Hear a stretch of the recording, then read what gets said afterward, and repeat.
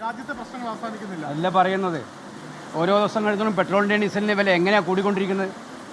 ഈ നാട്ടിൽ ഇങ്ങോട്ട് നിങ്ങൾ വരാനിരിക്കുന്ന കാലമെന്ന് പറയുന്നത് വളരെ വളരെ അതീവ ഗുരുതരമായിട്ടുള്ള സാഹചര്യമായിരിക്കുമെന്നാണ് പ്രവചിക്കപ്പെടുന്നത്.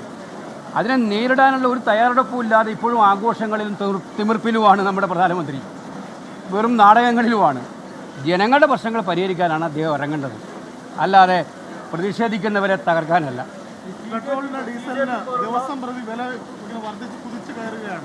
അതെ, അതിനെ നിയന്ത്രിക്കാനോ അല്ലെങ്കിൽ ഒരു റെമഡി ഉണ്ടാക്കാനോ സർക്കാരിനാവുന്നില്ല. ഇത് നമ്മൾ കഴിഞ്ഞ കുറേ നാളിലായിട്ട് പറയാം. അന്താരാഷ്ട്ര വിപണിയിൽ ക്രൂഡ് ഓയിലിൻ്റെ വില കുറഞ്ഞ സമയത്തും നമ്മുടെ പെട്രോളിൻ്റെയും ഡീസലിൻ്റെ വില കൂടിക്കൊണ്ടിരിക്കുകയാണ്.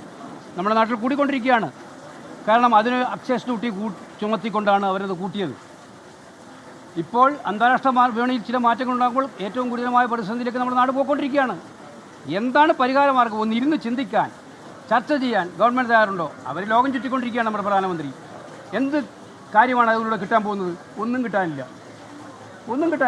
അപ്പോൾ ഇതിനകത്തുള്ള പ്രധാനപ്പെട്ട പ്രശ്നം ഇഷ്യൂ അഡ്രസ്സ് ചെയ്യാനൊരു ഗവൺമെൻറ് ഇല്ല എന്നുള്ളതാണ് ഇപ്പോൾ ഇന്ത്യ നേരിടുന്ന ഏറ്റവും വലിയ പ്രതിസന്ധി. ഈ CJP പോലുള്ള സംവിധാനങ്ങൾ രൂപം കൊള്ളുന്നത് നിലനിൽക്കുന്ന രാഷ്ട്രീയ പാർട്ടികളിൽ യുവത്വത്തിൻ്റെ വിശ്വാസം നഷ്ടപ്പെടുന്നു എന്നുള്ളൊരു സൂചന കൂടി പുറത്തേക്ക് കൊണ്ടുവരുന്നില്ല. അതെങ്ങനെയാണ് നിങ്ങളെ പറയാൻ പറ്റുക? നാട്ടിൽ മൂവ്മെൻറ്റുകൾ ഉണ്ടാകുന്നത് വിഷുവിനെ ബേസ് ചെയ്തിട്ടാണ്. ഞാൻ ആ മൂവ്മെൻറ്റുകളെ പാർട്ടിയോ ഇതിനെ കുറിച്ചല്ല ഞാൻ സൂചിപ്പിക്കാം. മൂവ്മെൻറ്റുകൾ ചെറുപ്പക്കാരുടെ വികാരം, ആ ചെറുപ്പക്കാരുടെ വികാരം മാനിക്കുന്ന ഒരു സർക്കാരിൻ്റെ കടമയാണ്. ആ സർക്കാർ ചെറുപ്പക്കാരുടെ വികാരം മാനിച്ചു കഴിഞ്ഞാൽ ഈ പ്രശ്നങ്ങളെല്ലാം പരിഹരിക്കപ്പെടുകയല്ലേ ചെയ്യുന്നത്. അതല്ലാതെ അതിനെ ഉരുക്കുമുഷ്ടി ഉപയോഗിച്ച് നേരിട്ടാൽ അത് കൂടുതൽ ശക്തി പ്രാപിക്കത്തേ ഉള്ളൂ. അത്തരം കാര്യങ്ങളെക്കുറിച്ച് അഭിപ്രായം പറയാൻ ഞാൻ, അതൊക്കെ ഭരണപരമായ കാര്യങ്ങളാണ്.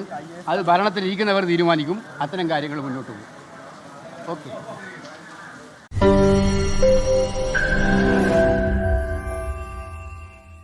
ലോകത്തെവിടെയായാലും ഏത് സമയത്തും 24 വാർത്തകളും ഓഗ്മെന്റഡ് റിയാലിറ്റി പാക്കേജുകളും എക്സ്പ്ലെയിനറുകളും വിശദമായി കാണാൻ ഞങ്ങളുടെ യൂട്യൂബ് ചാനൽ നിങ്ങൾക്ക് സബ്സ്ക്രൈബ് ചെയ്യാം.